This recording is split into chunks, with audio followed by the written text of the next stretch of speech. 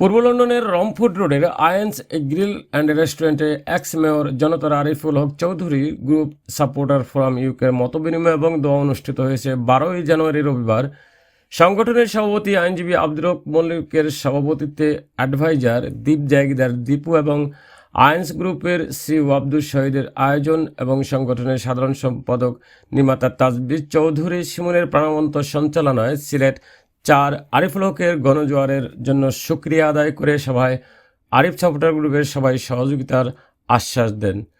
প্রধান অতিথি হিসাবে উপস্থিত ছিলেন যুক্তরাজ্য বিএনপি আহ্বায়ক আবুল কালাম আজাদ, প্রধান বক্তা যুক্তরাজ্য বিএনপি সদস্য সচিব খসরুজ্জামান খসরু।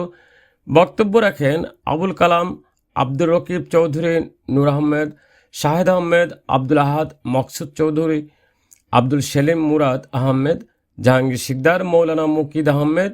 সবাই দেশমাতা বেগম খালেদা জিয়ার আত্মার মাগফেরাত কামনায় দোয়ার মাধ্যমে সভা সমাপ্তি হয়। আরিফের পক্ষে আমি যুক্তরাজ্য বিএনপির বর্তমান আহ্বায়ক হিসাবে আমি দায়িত্ব নিয়েছি। আমি আমার দায়িত্ব থেকে বলছি, উনি is a very nice man, he is a very dedicated and experience. Arif ভাই, আমরা এখান থেকে জোর দাবি জানাবো, যখন আমাদের মহান নেতা নির্বাচিত হবেন, যখন সংসদ স্থায়ীভাবে গঠিত হবে, তখন যেন আমাদের এই নেতা ওনাকে একটা মন্ত্রণালয় দেন, এইটুকু আমরা প্রবাসীরা আশা করতেই পারি। আজকে আমরা নতুন একটা গ্রুপ করছি আরিফ ভাই লাগিয়ে, সকালে দোয়া করবা যাতে সিলেট সাইডও আরিফ ভাইকে আমরা বিজয় করতে পারি, আর সবে সাপোর্ট করতে। সবাইকে আমি ধন্যবাদ জানাচ্ছি এই জন্য যে সিলেটের উন্নয়নের জন্য আরিফ ভাই একটি নাম। বেসিক্যালি আরিফ ভাই সিলেট সাইটনে তাই নমিনেশন পাইছেন, বিএনপিতে তাই ইলেকশন করবা।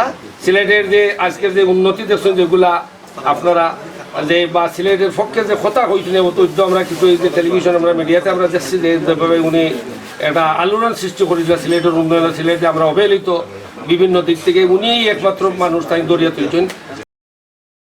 Jahangir Alam Sikdar, INTV news.